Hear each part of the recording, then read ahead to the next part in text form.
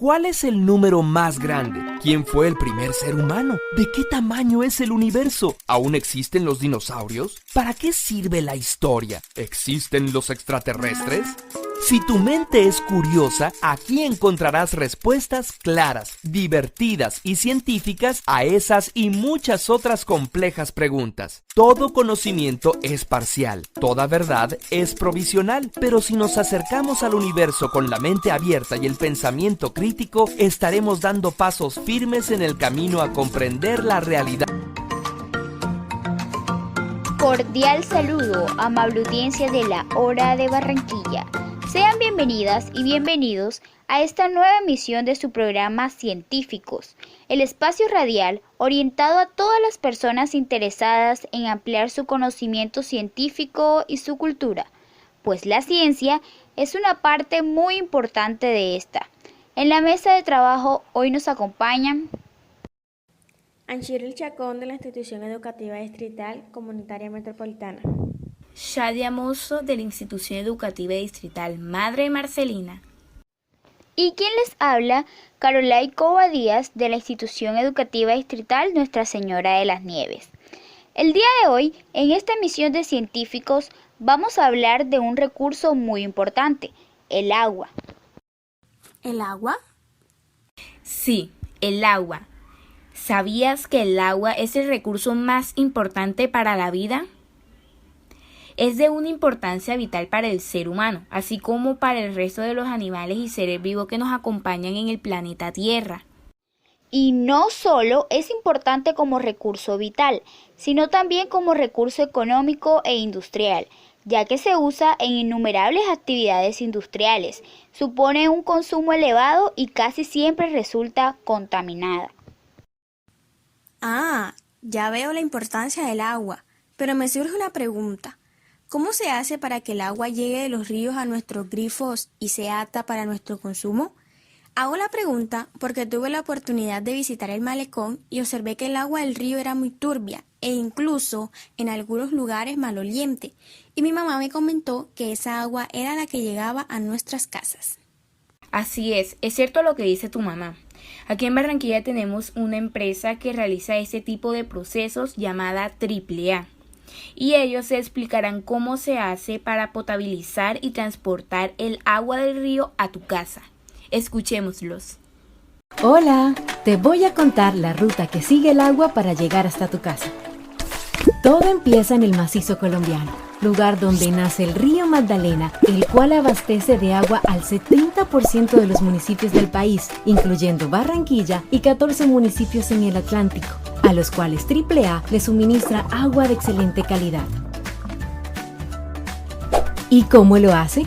AAA capta el agua directamente del río en 4 puntos ubicados en Barranquilla, Las Flores, el municipio de Sabana Grande y Ponedera. En su recorrido de 1.500 kilómetros, el río Magdalena arrastra partículas contaminantes. Ante esto, AAA realiza un proceso de 5 etapas que van desde la coagulación hasta la desinfección, dando como resultado agua que cumple ampliamente con las características de agua potable que exige la legislación vigente.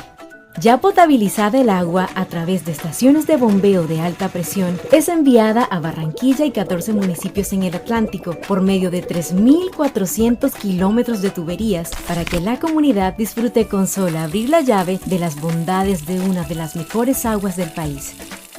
En AAA seguimos trabajando. Qué curioso que el río Magdalena surta de agua al 70% de los municipios del país y que el 70% de la tierra sea agua y que el 70% de nuestro cuerpo también sea agua. Quizás sea por eso que lo recomendable para tener una dieta saludable y una larga vida sea el comer alimentos con un porcentaje del 70% en agua. Pero el ser humano tiende a usar de este recurso en perjuicio de su propia especie y en perjuicio de su propia existencia, así como la del resto de habitantes de la Tierra. Se dice que el ser humano puede llegar a necesitar hasta 500 litros de agua potable al día, lo que supone un derroche extremadamente excesivo. ¿Y sabías que Colombia es el país más lluvioso del planeta?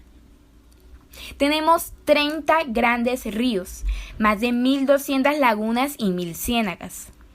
El 80% del agua potable en Colombia proviene de los páramos, que es de donde nacen nuestros ríos.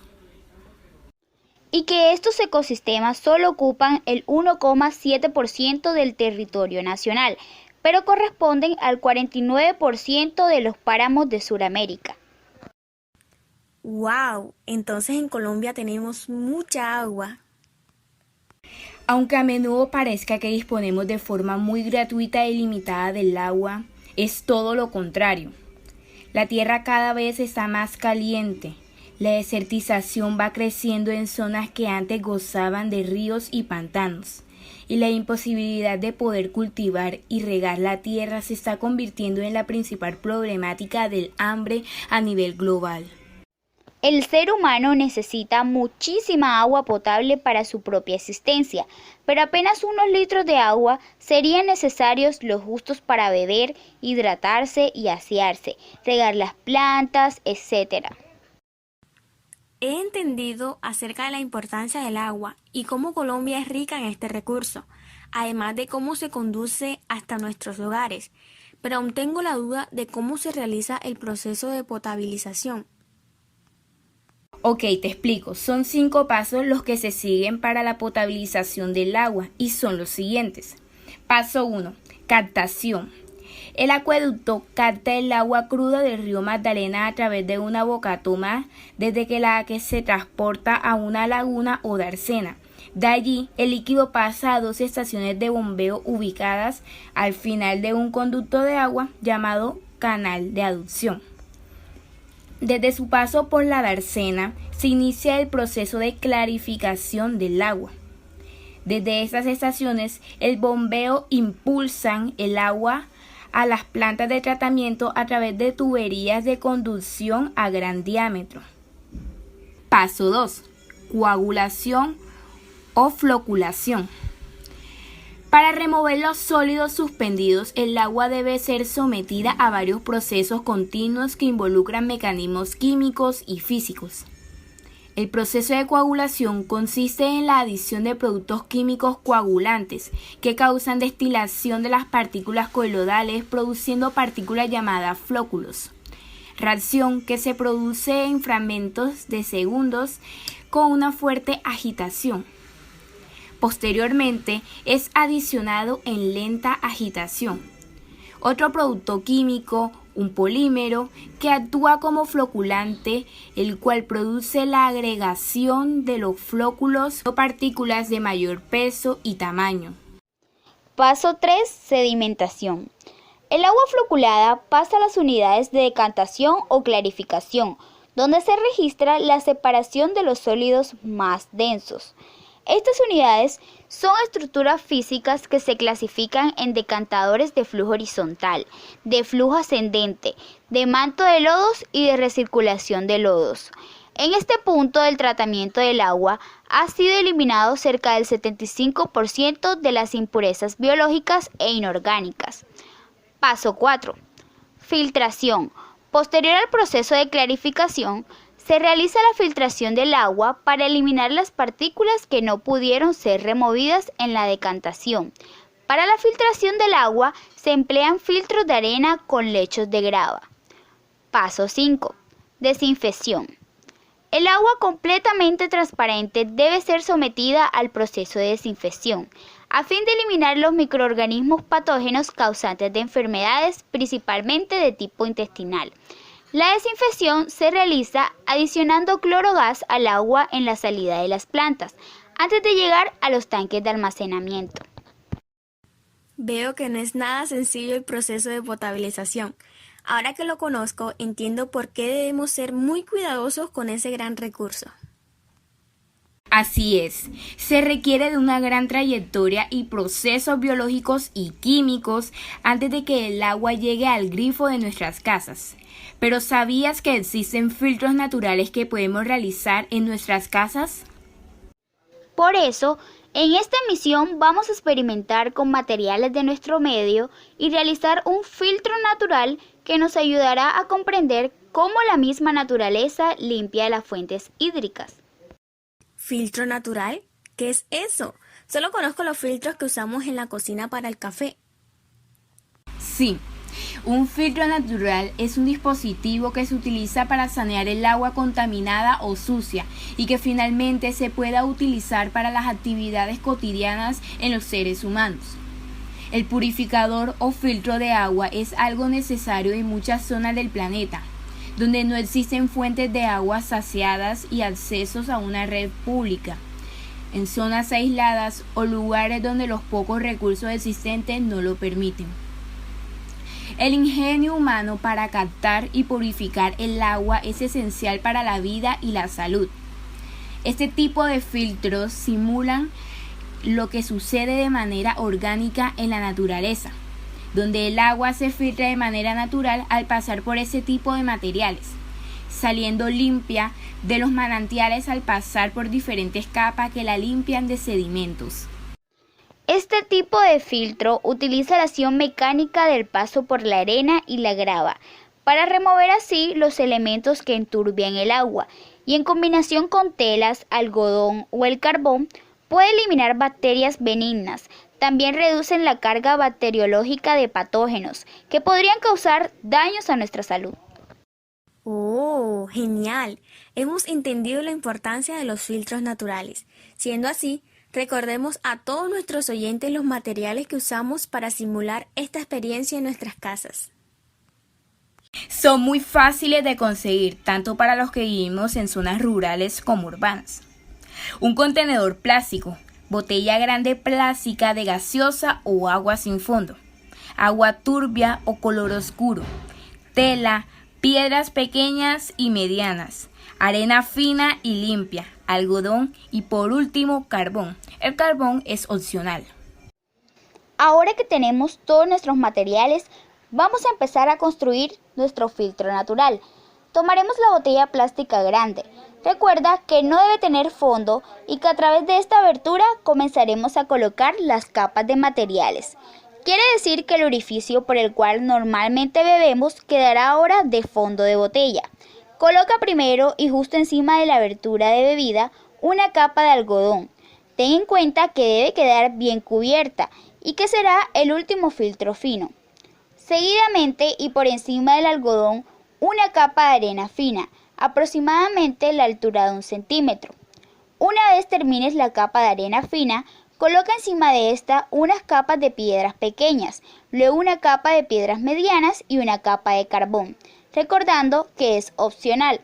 Finalmente, cubre las piedras o carbón con una tela. Recordemos el orden de abajo hacia arriba de nuestros materiales en nuestro filtro. Primero, algodón. Segundo, arena fina. Tercero, piedras pequeñas. Cuarto, piedras medianas. 5. El carbón, que es opcional. Y por último, una tela. Tenemos el filtro natural listo, pero la ciencia es experimental, así que veamos si funciona. Toma ahora la taza con agua turbia o color oscuro y suavemente viértela sobre el filtro natural. Fíjate cómo pasa a través de cada una de las capas que hemos construido y cómo desciende. ¿Qué cambio notaste? Apúntalo en tu diario de campos de científicos y también escribe qué microacciones puedes realizar para cuidar el agua de nuestro planeta. Ahora escuchemos algunas respuestas a preguntas curiosas acerca del agua, de la mano de nuestros aliados de Curiosamente.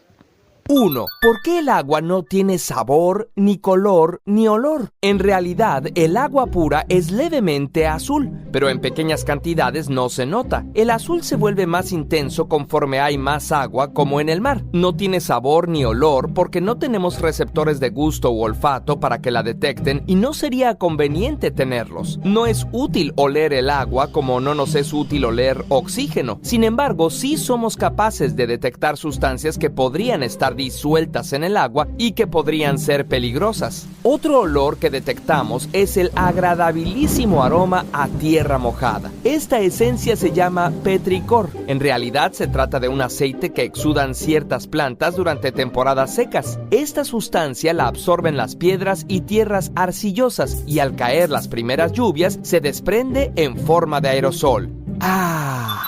2. ¿Por qué el agua salada no se puede beber? Porque simplemente morirías de deshidratación. Las células vivas de nuestro cuerpo dependen del cloruro de sodio, sal, para mantener reacciones metabólicas y homeostasis. Los alimentos que consumimos a diario contienen pequeñas cantidades de sal que se diluyen con líquidos que bebemos y ayudan a mantener niveles aceptables de salinidad. El agua de mar contiene mucha más sal de la que podemos excretar. Nuestros riñones se encargan de excretar sales y otras sustancias a través de la orina y solo pueden producir orina menos salada que el agua que tomamos. Beber agua salada haría que nuestro metabolismo buscara agua en otras células del cuerpo para lograr diluir la orina y eliminar el exceso de sodio. Como consecuencia, perderíamos agua corporal. Basta perder el 3% de agua para comenzar a sentir síntomas de deshidratación. 3. ¿Se puede potabilizar el agua de mar? Menos del 1% del agua en la tierra es apta para consumo humano. Desalinizar el agua de mar es posible y se ha hecho desde hace mucho. Aristóteles describe cómo los marineros obtenían agua dulce por evaporación. Los romanos usaban filtros de arcilla.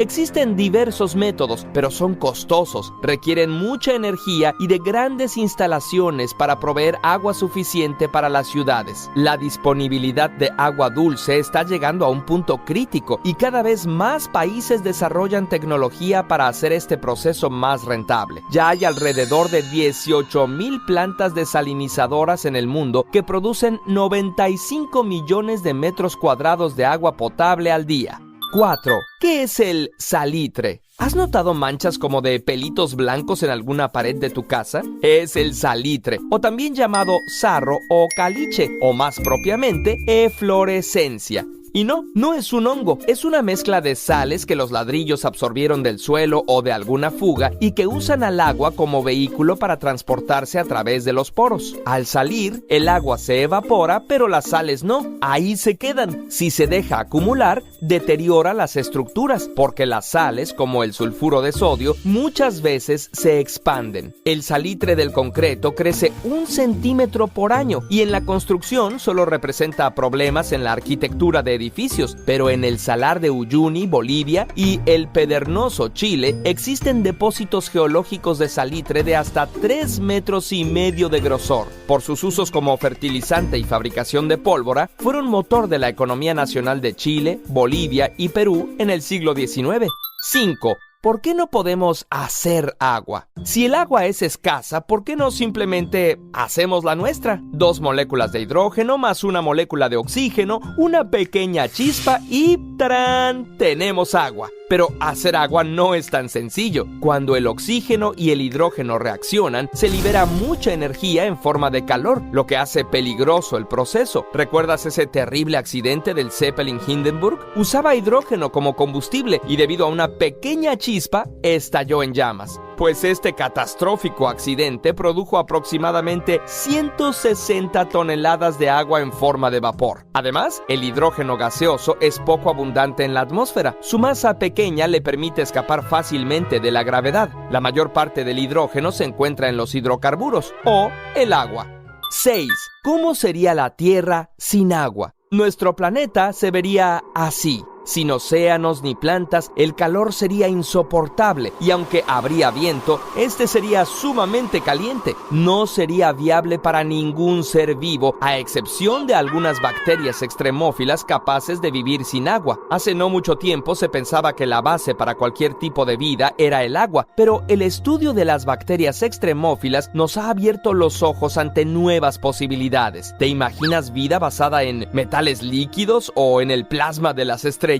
Sería muy diferente a la vida como la conocemos. En Titán, la luna gigante de Saturno, la temperatura es de 179 grados centígrados bajo cero. El agua está congelada y a pesar de esto, los científicos piensan que podría haber vida. Pero, ¿sin agua líquida? Pues sí, este satélite tiene un ciclo líquido muy similar al ciclo del agua en la Tierra, pero este ciclo es de metano y etano. Aquí en la Tierra, nuestra sobrevivencia y la de la vida como la conocemos depende completamente del agua. Por eso es muy importante cuidarla. ¡Curiosamente!